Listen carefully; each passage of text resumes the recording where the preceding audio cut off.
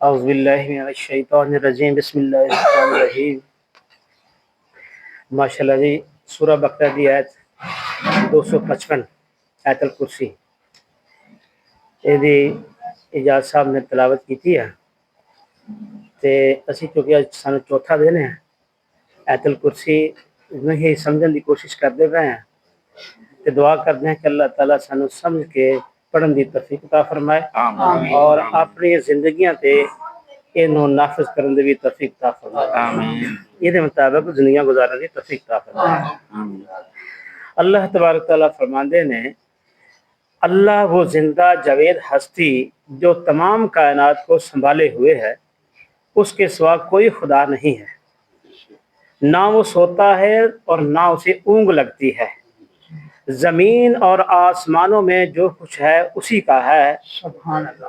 کون ہے جو اس کی جناب میں اس کی اجازت کے بغیر سفارش کر سکے؟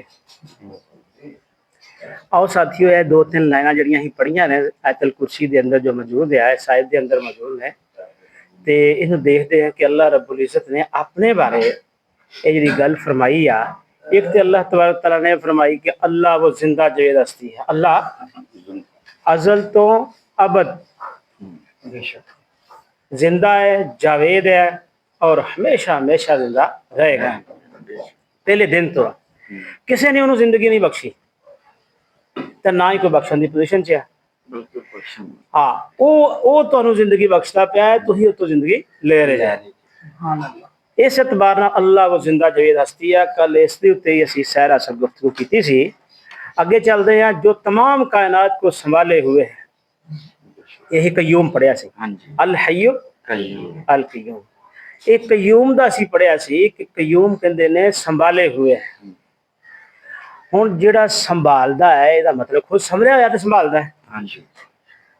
اللہ رب العزت خود قائم ہے تے دوسرے نو قائم رکھدا ہے،